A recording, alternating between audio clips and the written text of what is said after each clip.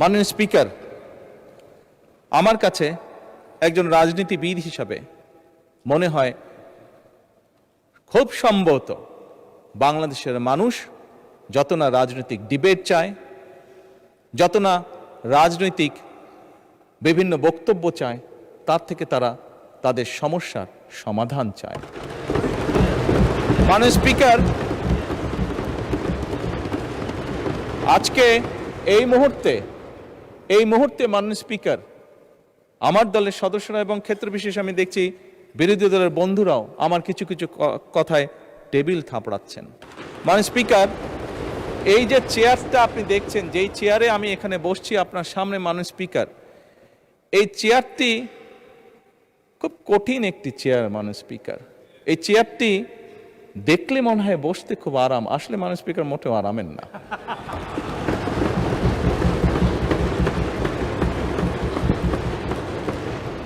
এই চেয়ারটিতে বসলে মাননীয় স্পিকার প্রতি মুহূর্তে মনে হয় যে আগুনের তপ্ত হিট আসছে। মাননীয় স্পিকার, হাসার কিছু নেই, আমি যা ফিল করি আমি আপনাদেরকে তাই বলছি।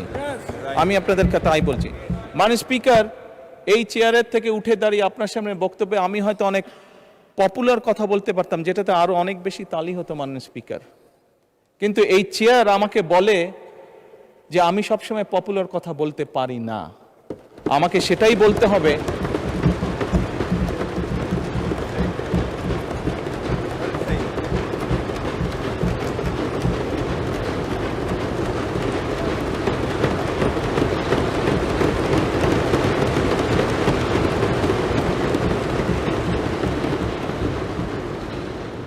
মাননীয় স্পিকার, একজন রাজনীতিবিদ হিসাবে আমারও তো ইচ্ছা করে পপুলার কথা বলতে, যাতে জোরে জোরে তালি পায়, কিন্তু এই চেয়ার প্রতি মুহূর্তে আমাকে স্মরণ করে দেয়, no, you have to take the right decision, not the popular decision.